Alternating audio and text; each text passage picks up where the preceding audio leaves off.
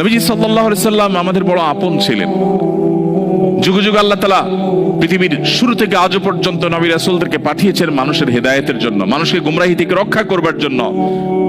আমাদের নবীজি বলেছেন, কোন আগুন জ্বালাবার পর পতঙ্গ বা পোকা এসে যেরকম আগুন উপরে ঝাঁপ দিয়ে পড়ে এবং আত্মাহুতি দেয়, তোমরা সেরকম জাহান্নামে প্রবেশ করবার জন্য দলে দলে ছুটে বেড়াও, কখনো অর্থ উপার্জনের নামে, কখনো হায়ার এডুকেশনের নামে, কখনো তোমার সামাজিক অবস্থানের নামে, কখনো তোমার ক্যারিয়ারকে ডেভেলপ করবার নামে। এক এক সময় এক এক নামে তুমি জাহান্নামের দিকে যখন ধাবিত হতে থাকো, তুমি জানো না কোন দিকে যাচ্ছ।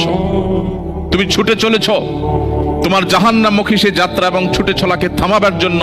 নবীজি বলেছেন, ওয়া আনা আখিযুম বিহুজুজিকুম মিনান নার, আমি তোমাদের কোমর ধরে ধরে টেনে টেনে জাহান্নাম থেকে বাঁচাবার চেষ্টা করি, এটা আমার দায়িত্ব।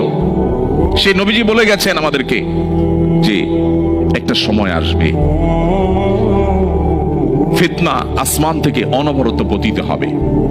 কাওয়াকাইল মাতর, বৃষ্টির ফোঁটা যেরকম অনবরত টপ টপ করে পড়তে থাকে, ফিতনা এরকম করে পড়তে থাকবে। ভাইরা আমার, আমরা সম্ভবত সেই সময়টা এখন পার করছি। চতুর্দিকে ফিতনার যে ভয়াবহ অন্ধকার, যে ফিতনা আমরা হারিয়ে যাচ্ছি, যে ফিতনায় আমাদের অস্তিত্ব বিলীন হওয়া উপক্রম, ঠিক এরকম সময়ে যদি আমরা ঈমানের উপর অটল থাকতে পারি, তার বৈশিষ্ট্যটা কি, তার লাভটা কি? সুবহানাল্লাহ। তিরমিজি বর্ণিত আরেকটি হাদিসে নবী করিম সাল্লাল্লাহু আলাইহি ওয়াসাল্লাম বলেছেন, এমন একটা সময় আসবে যখন ঈমানের উপরে অটল থাকাটা জ্বলন্ত কয়লা, আগুনের কয়লা হাতে রাখার চাইতে কঠিন হবে বা হাতে রাখার মতো হবে। নবীজি বলেছেন, সেই সময় সবর করাটা, ঈমানের উপরে টিকে থাকাটা, সমাজের সবাই একটা স্রোতে দৌড়ায়, তার বিপরীতে দৌড়ানো সহজ বিষয় নয়। কিন্তু এই কাজটা যারা করতে পারবে, নবীজি বলেছেন তাদের কাজটা কষ্টসাধ্য এতটাই যে জ্বলন্ত আগুনের কয়লা হাতে রাখার চাইতে বা রাখার মতো কষ্টের, কিন্তু এর বিনিময়টা আবার সেরকম ঈর্ষণীয়।